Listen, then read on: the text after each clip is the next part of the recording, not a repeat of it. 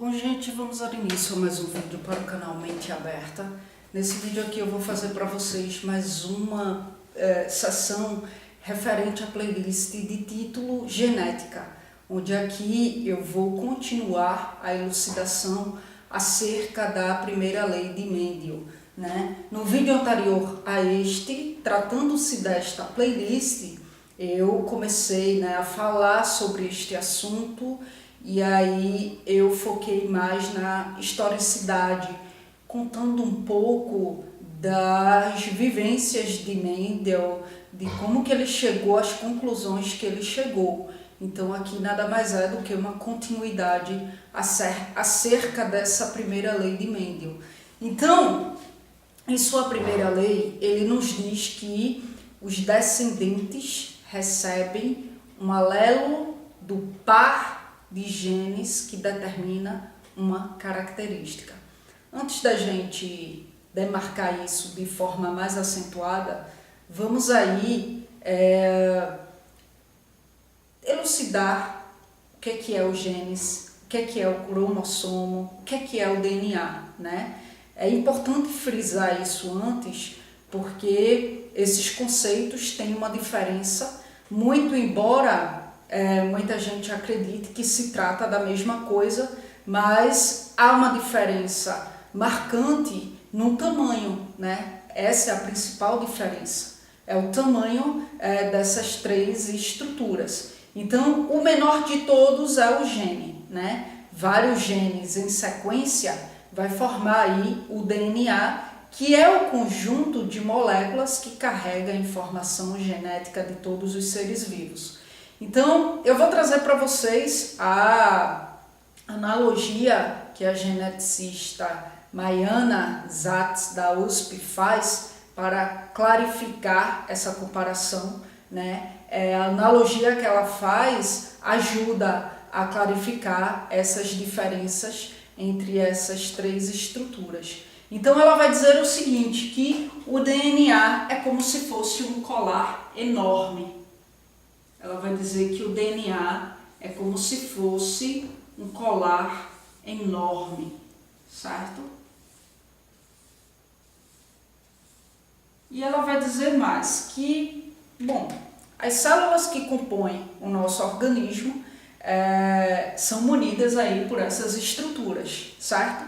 E aí ela vai dizer que se fosse possível pegar uma estrutura dessa aí de DNA e esticar, né? Se fosse possível fazer isso, teríamos aí uma estrutura, né, que iria atingir cerca de 2 metros de comprimento.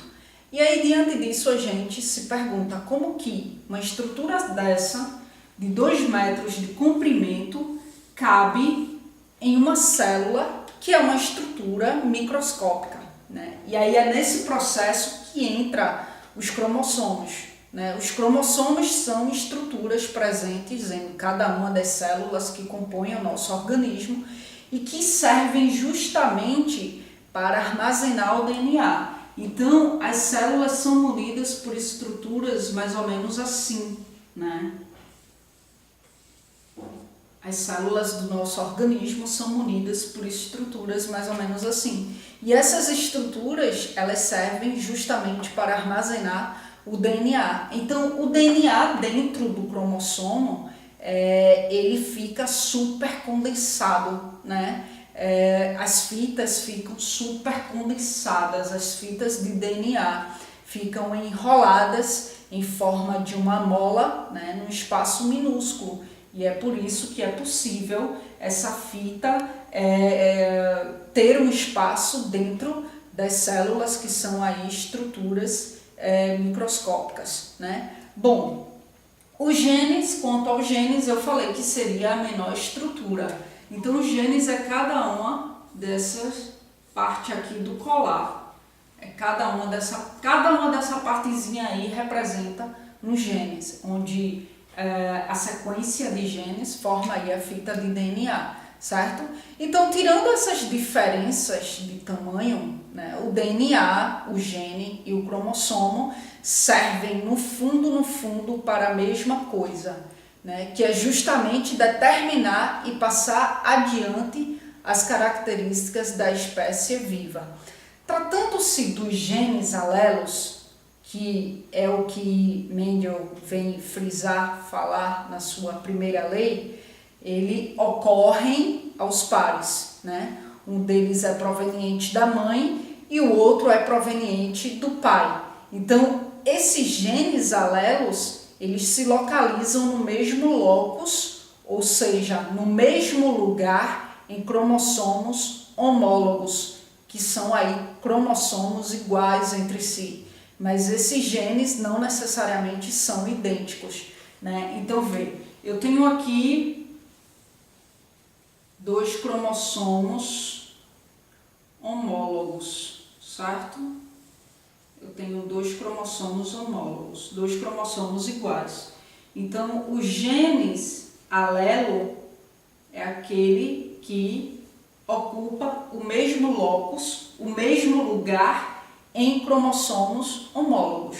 Mas não necessariamente esses genes irão ser idênticos, né? Um gene é do meu pai, o outro é da minha mãe. Então, eu posso ter em um uma característica e posso ter em outro uma outra característica, né? Não necessariamente vão ser aí genes iguais. Daí é que vem a classificação dos mesmos enquanto a gene homozigotos, né? Genes homozigotos e genes heterozigotos. Os genes alelos homozigotos é quando os alelos para uma determinada característica são iguais, possuem pares de genes alelos idênticos. E aí são representados, né, por letras maiúsculas ou minúsculas. Então eu tenho aqui, ó,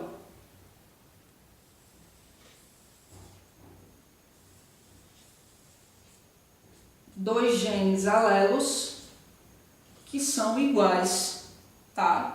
2 genes alelos que são iguais.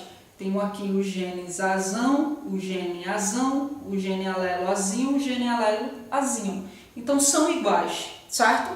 Por isso são chamados genes alelos homozigotos. Os genes alelos heterozigotos é quando os alelos para uma determinada característica são diferentes. Então eu tenho aqui, ó,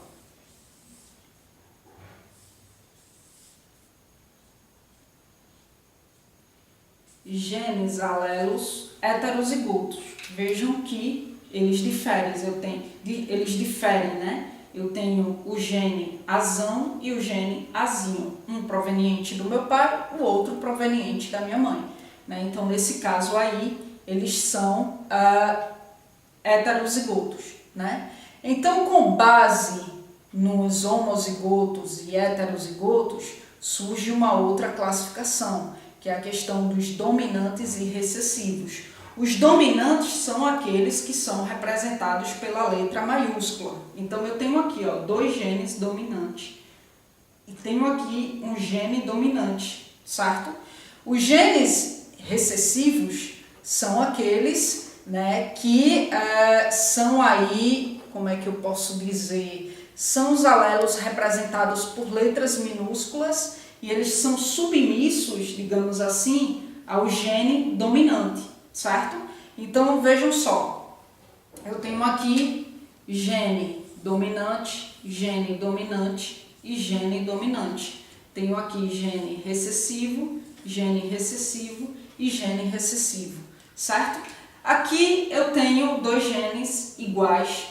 Se são 2 genes iguais, são genes munidos de informações que possuem as mesmas características. Vamos colocar aí como exemplo os olhos azuis, né? Eu tenho aqui, meu pai e minha mãe têm olhos azuis. Então, eu recebi um gene munido da característica dos olhos azuis do meu pai e um gene munido da característica dos olhos azuis da minha mãe. Isso é uma explicação bem simplificada, tá, gente? Só para que vocês possam mesmo ter uma compreensão básica, mas vai para além disso aqui que a gente pode se aprofundar, enfim. Então veja só, se eu tenho aqui 2 genes um do meu pai e um da minha mãe, ambos munidos de uma mesma característica, então é lógico que eu vou nascer com os olhos azuis, certo? Eu tenho aqui gene recessivo, né? Então eu tenho aqui um gene com os olhos castanhos do meu pai e um gene com os olhos castanhos da minha mãe, certo? Então são genes iguais, os dois são recessivos, então obviamente eu vou nascer, né, munida aí dos olhos castanhos do meu pai e da minha mãe, porque a mim foi passado esse gene, foi transmitido esse gene com essa informação genética, né, com essa configuração genética, para que assim eu pudesse nascer com essa característica dos olhos castanhos, tá? Tá, Carla, aqui fica fácil de compreender porque os dois genes são iguais. Se os dois genes são iguais, são munidos aí de uma mesma informação genética, de uma mesma característica. Então, óbvio que o descendente vai nascer munido desse gene com essa característica aí. Mas e quando o gene difere, né? Eu tenho aqui um par de cromossomos homólogos munido de genes alelos diferentes, um dominante e um recessivo. Aí eu tenho aqui um gene com os olhos azuis do meu pai e um gene com os olhos castanhos da minha mãe. Tá certo. E aí, eu vou nascer com os olhos castanhos ou com os olhos azuis? Bom, se eu tenho o gene dominante, o nome já está dizendo, dominante, a característica, a informação genética dele vai predominar sobre o recessivo, certo? Então eu vou nascer com os olhos azuis, porém eu tenho o gene recessivo dos olhos castanhos da minha mãe que vai ficar lá guardadinho.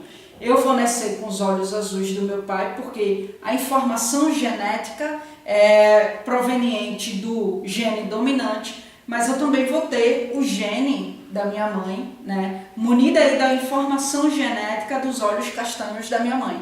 Então vai ficar lá guardadinho, oculto, que eu vou poder passar adiante essa característica para o meu filho, certo? Então, a característica que predomina é aquela que, tratando-se de genes heterozigotos, a característica que predomina é aquela que é proveniente do gene dominante. O gene recessivo é submisso ao gene dominante. O gene dominante sobressai, certo?